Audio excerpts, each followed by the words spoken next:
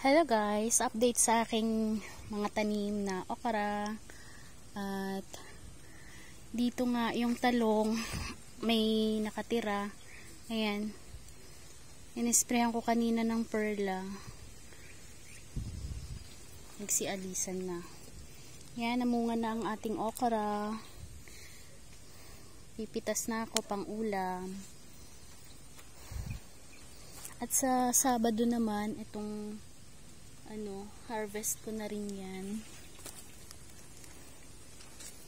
At nakabalot na yung bunga ng ampalaya. Ayan, oh. Galaxy naman yan. Ayan. May ampalaya. Ayan, may ano pa. May maliit pa. Balutin ko ito mamaya.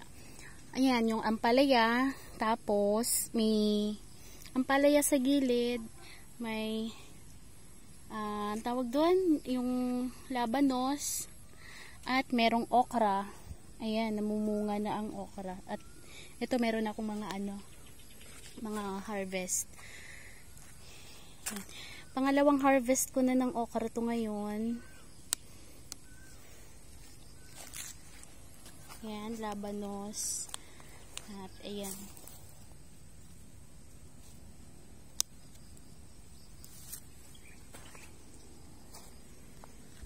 Kahit yung kahit bihira na didiligan tong mga okra na to, nagbibigay ng bunga. Kasi ang init ngayon dito sa bukid at lang kami nag-iigib. Ayan, bunga ng Galaxy. East-West na brand. Galaxy ang variety niya. Yan. Alam nyo, nakakaawa tong mga pananim namin dito sa bukid. Kasi wala pa kaming patubig. Saka, hindi namin araw-araw nadidiligan dahil sa sobrang init. At meron akong dito. Yan. Meron akong kamatis na mumulaklak na. Yan. Ayan, oh. Namumulaklak na yung kamatis.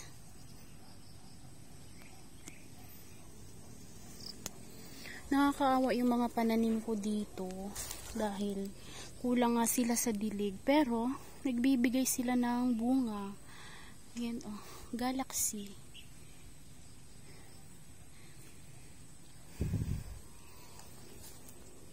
Tapos sobrang init pa. Ayan yung kamatis. Ayan, namumulaklak na. Ayan pa, oh, sa kabila. Kaya, ang ginawa namin, bumabawi na lang kami sa pandilig nila eh. Kasi organic kami. Ang ginagamit namin ay yung kasi dati, swamp lang talaga siya. Pero, minsan nauubusan kami ng swamp. Kaya, ang ginawa ko, bumili ako ng mga prutas sa palengke. At, yun, ginawa ko siyang pandilig dito. Binabad ko muna siya at dito namin pinandilig kasi kulang yung swamp. Kulang yung nadidilig naming swamp kasi nga hirap nga kami sa tubig. Kaya dito ko ginawa yung para magkaroon siya ng pagkain. Gumawa ako ng FFJ. Yan, kamatis. Kahit ganito lang, no, nakakaawa talaga yung tanim namin. Kulang sa dilig.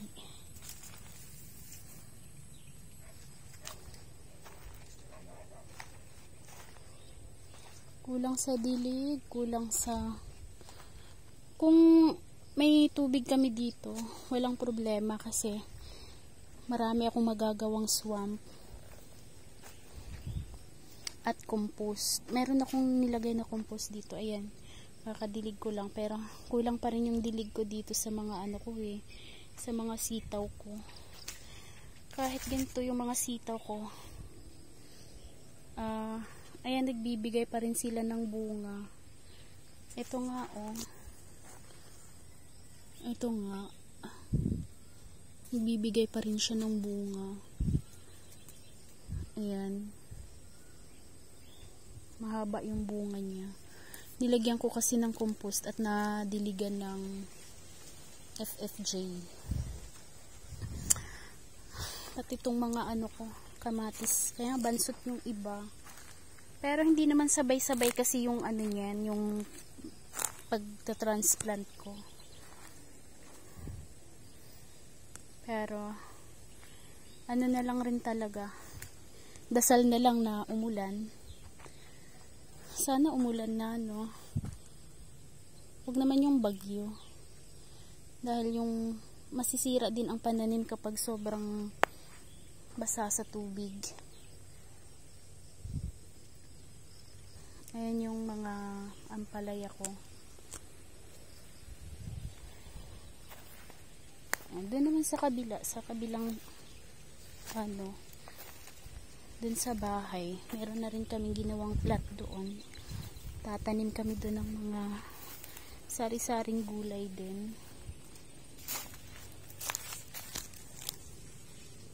Diba, nakakaawa yung mga pananim ko. Talagang ano eh, ang init talaga.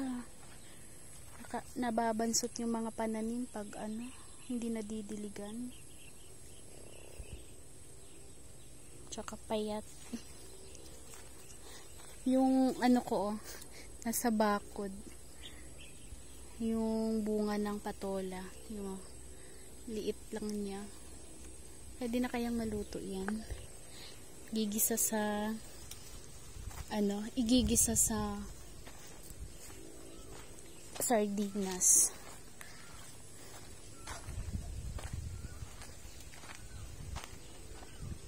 Yan. Yung ano ko naman dito, patola, ganun din. Bansot ang ano, kinalabasan. Ito, okay naman siya. Mahaba. Tapos ito. Yan. At itong okra na to, ganyan lang siya ng ganyan, hindi nagbibigay ng bunga. Sino pa yung matangkad, yun pa yung hindi nagbibigay ng bunga. Samantalang yung doon, mga bansot nagbibigay ng bunga.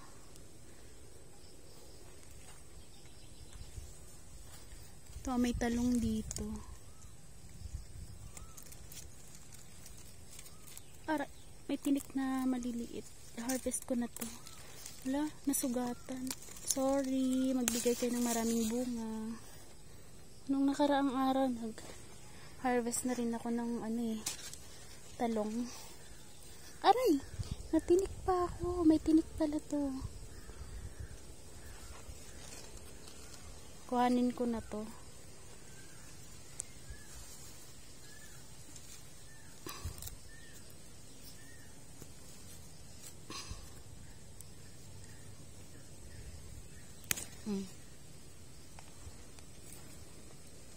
Wala namang butas. Makinis. Yan, ibang variety itong isa. Meron din dito. Kalamismis. May mga sili na lava. Lava ba yun?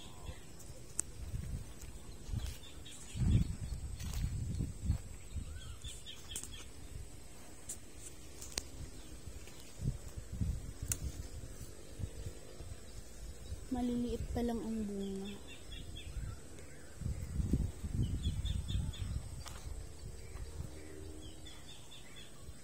Kalamismis. Tsaka na lang yan. At kanina nahukay ko na yung mga yung ube.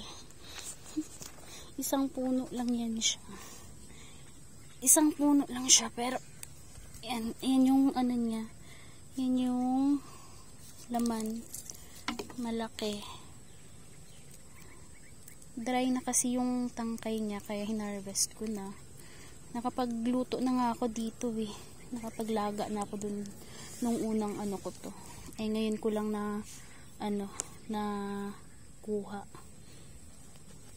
Yan, meron siyang isa pa dito. Tapos ito naman, napakalaking laman. Kaya ko kayang bitbitin to. Ang bigat na, siguro mga 5 kilo yan. Yan. Aray. Hirap mag-igib. Ayan, wala kaming tubig dito. Yung saging. Ayan. Bukas na lang kami dito babalik. Nakakaawa yung mga pananim ko.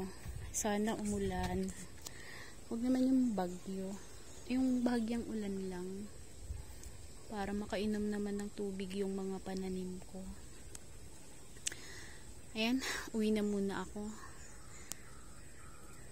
Dati pala, ito yung tulugan namin. Yan, tuturo ko kayo sa tulugan namin dati. 2 weeks din yata kaming natutulog dito. Tapos yan lang yung yan lang yung bubong ng may solar naman. Ito lang yung bubong. Ito yung tulugan namin dito.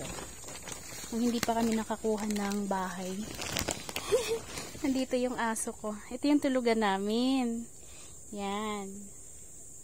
Yan yung tulugan namin na nakatulog ako dito. 2 lang kami ni Utukoy.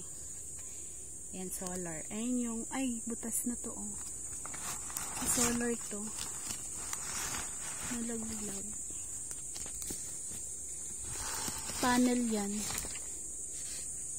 Nabutas. Ito yung tulugan namin. Buti na lang, nakahanap kami ng bahay. Kempong bakante yung bahay. Di, may tulugan na kami doon. May bahay na kami, kompleto. May CR.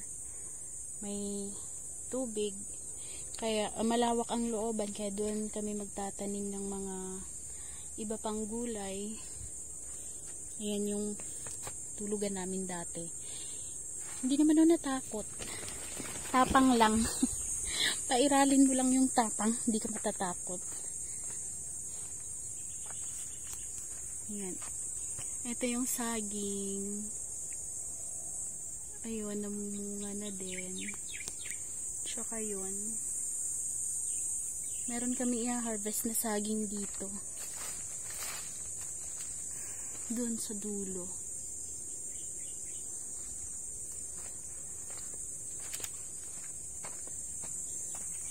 Itong sili namin, nagbibigay pa rin siya ng bunga, oh. Ano na yan eh, papalitan na namin yan. Ayun, saging. Siguro sa linggo yan, pwede na harvest. At yan, bababay muna ako. See ya.